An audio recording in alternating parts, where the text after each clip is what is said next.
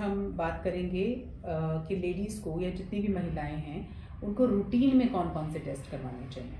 क्योंकि ज़्यादातर पेशेंट्स को, मेरे पास जितनी पेशेंट्स आती हैं वो कई बार आजकल एक नया ट्रेंड चल गया है, पूरा कंप्लीट हेल्थ चेकअप करा के लेके आती हैं, जिसमें से उनको समझ ही नहीं आता है कि हमें क्या कराना है क्या नहीं। रूटीन के हेल्थ चेकअप्स के अंदर बहुत ज़्यादा कुछ निकल के नहीं आता है।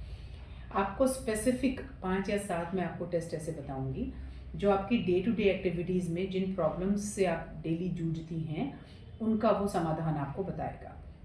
पहले हम आपकी परेशानियों की तरफ चलते हैं। सबसे कॉमन परेशानी लेडीज़ को रहती है कि उनकी टांगों में दर्द बना रहता है या उनका काम करने को मन नहीं करता है। सबसे कॉमन कि मेरा दिन भर बस मैं काम करती हूँ क्योंकि मुझे करना है, लेकिन मेरी अंदर से इच्छा नहीं होती, मेरे अंदर जान ही नहीं है काम करने के लिए। दूसरी चीज़, मेरे हाथ पैरों में दर्द बना रहता है, हाथ पैर कपकपाते रहते हैं मेरे। तीसरी चीज़, मुझे अचानक ही वज़न बढ़ने लगा है या मुझे मुझे पीरियड्स कम की तरफ आने लग गए हैं, या मुझे बहुत ज़्यादा आते हैं या मुझे बहुत कम पीरियड्स आने लग गए हैं और मेरा वज़न जो है बहुत कम खाने के बावजूद भी मेरा वज़न बढ़ने लगा है। चौथी चीज़, मुझे हमेशा ही मन उदास रहता है, मेरा कुछ करने की इच्छा नहीं करती। ये इतने कॉमन फैक्टर्स हैं। और एक ख़ास तौर से कि मुझे सारी बॉडी में स्वेलिंग बनी रहती है, मुझे सूजन जैसा शरीर महसूस होता रहता है और मैं हल्का महसूस नहीं करती हूँ। ये मोस्ट कॉमन सिम्टम्स हैं जिनको लेकर के महिलाएं हमारे पास आती हैं। इसमें आपको बहुत ज़्यादा आलतू फालतू टेस्ट कराने की आवश्यकता नहीं है। आप अपना बेसिक हेल्थ पैरामीटर भी जानने के लिए कि आप रूटीन में कितना स्वस्थ हैं, इसको जानने के लिए मैं कुछ बेसिक टेस्ट आपको बताती हूँ जो आपको करवा लेने चाहिए। चाहे आप साल में एक बार करवा लीजिए, चाहे 1.5 साल में एक बार करवा लीजिए, ताकि आपको अपना बेसिक हेल्थ पैरामीटर पता चल सके। उसके अंदर सबसे पहले इम्पॉर्टेंट है आपका CBC, या जिसको एक तरह का कंप्लीट हीमोग्राम बोलते हैं हम लोग, जिसमें आपके खून की मात्रा का आपको पता चलता है कम ज़्यादा होने का।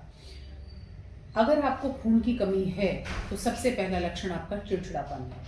चिड़चिड़ापन होना, टांगों में दर्द रहना, रात को टांगों में बेचैनी बने रहना, कुछ औरतें कपड़ा बांध बांध के सोती हैं पैरों के अंदर, चलने फिरने में सांस फूलना, ये सारे सिम्टम्स आपको खून की कमी से नज़र आएंगे। थकान रहना, गुस्सा जल्दी आ जाना। आप ज़रूर अपना CBC करा के देखिए कि आपके अंदर हीमोग्लोबिन की मात्रा कितनी है।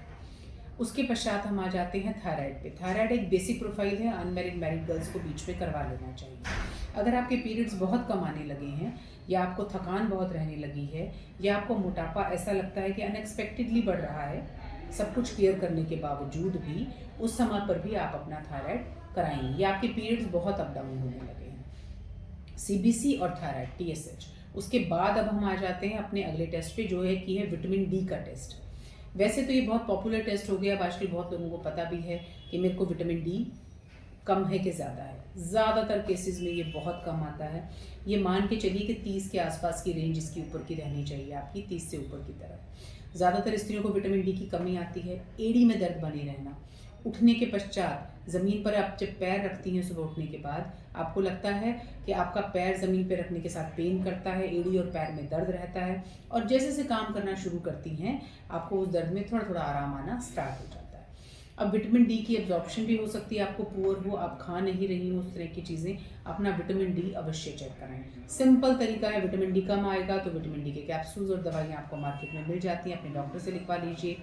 धूप सेकिए सर्दी में, घी खाइए, इन सब चीज़ों से विटामिन D की पूर्ति होती चली जाती है। उसके बाद हम आते हैं सीरम B12 पर। सबसे इम्पॉर्टेंट B कॉम्प्लेक्स जो आपकी बॉडी को चाहिए, क्योंकि एनर्जी आपको B कॉम्प्लेक्स से ही मिलने वाली है। आप जितना खाना खाती हैं, खाना आपको ताकत तब देता है जब वो कन्वर्ट होता है B12 के अंदर, B कॉम्प्लेक्स के डेरिवेटिव्स में।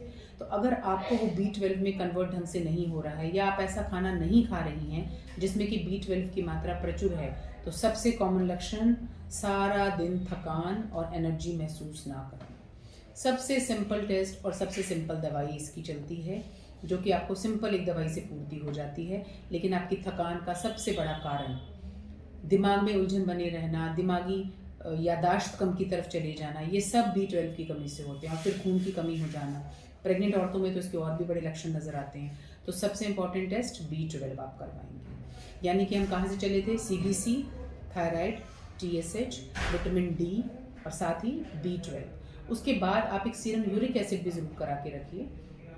कई बार ये हमारे स्मॉल जॉइंट्स में डिपॉजिट हो जाता है, तो स्मॉल जॉइंट पेन्स हमें स्टार्ट हो जाते हैं। यूरिक एसिड की मात्रा अगर बहुत ज़्यादा आती है तो कुछ थोड़ा बहुत खान पीन का सुधार कर कर आप उसको नॉर्मल उसमें लेके आ सकती हैं। अगर आपको छोटे छोटे जॉइंट्स में पेन रहता है तो यूरिक एसिड और एक कैल्शियम, सीरम कैल्शियम, अगर आपके हाथ पैर अकड़ जाते हैं अचानक से, ठीक है, हाथ पैर अकड़ जाते हैं, कंपन शुरू होता है, तो आप ज़रूर एक बार सीरम कैल्शियम भी अपना चेक करवा लीजिए। मतलब ये बहुत ऐसे सिंपल टेस्ट हैं जिनके ज़रिए आप अपनी बेसिक हेल्थ पैरामीटर की तरफ जा सकते हैं। शुगर आपको पता है, आप कभी भी ये मान के मत चलिए कि मेरा तो शुगर नॉर्मल ही रहता है। बहुत लेडीज़ आती हैं जिनको अचानक पता चलता है कि उनका शुगर है। शुगर टेस्टिंग को डिफिकल्ट नहीं है, केमिस्ट्री शॉप पे भी आपकी शुगर टेस्टिंग हो जाती है, क्लिनिक पर भी, नर्सिंग होम पर भी।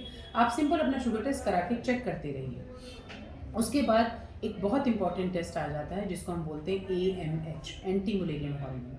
सिंपल टेस्ट है, ये सिर्फ आपको ये बताता है कि आपके पीरियड्स अगर बहुत कम की तरफ जाने लगे हैं, आप बहुत जल्दी मेनोपॉज में तो नहीं चली जाएंगी, या आपको पीरियड्स बहुत डिले होके आने लगे हैं, 3-3, 4-4 महीने चढ़ के आपको पीरियड्स आने लगे हैं। ये एक बेसिक टेस्ट है आपके हार्मोन का, जो आपको ये बताता है कि आपको पीरियड्स बहुत जल्दी जाने की तरफ तो नहीं चले जाएंगे।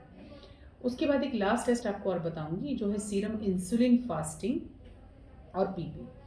इंसुलिन फास्टिंग आपको ये बताता है कि आप डायबिटीज़ के कगार पर तो नहीं चलेंगे। मान लीजिए आपकी शुगर नॉर्मल आती जा रही है, आप हर टेस्ट में कराती हैं, आप कहती हैं मेरी तो शुगर नॉर्मल आ रही है, लेकिन मैं थोड़ा भी खाती हूँ तो मेरे को चर्बी बनती है उस चीज़ की, तो आप ज़रूर सीरम इंसुलिन फास्टिंग अपना कराइए।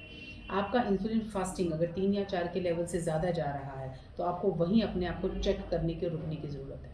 कईयों का इंसुलिन फास्टिंग बहुत ज़्यादा आ रहा है, टेस्ट के अंदर 50, 60, 100 भी आ रहा है, 141 भी आता है, और जबकि उनकी शुगर नॉर्मल आ रही होती है, यानी कि वो कगार पे खड़ी हैं डायबिटीज़ होने के। सीरम इंसुलिन फास्टिंग और PP कराइए, और अगर वो वाकई ज़्यादा रेंज में आ रहा है तो अपना कार्बोहाइड्रेट डाइट को कम कर फैट और प्रोटीन थोड़ा सा बढ़ा लीजिए। तो यानी कि बहुत बेसिक टेस्ट है। अगर आप इन टेस्टों को कराकर उसके बाद अपनी संबंधित जानकारी किसी डॉक्टर से लेना चाहेंगी तो फिर वो ले लीजिए, इससे आपको बहुत फ़ायदा होगा। Thank you.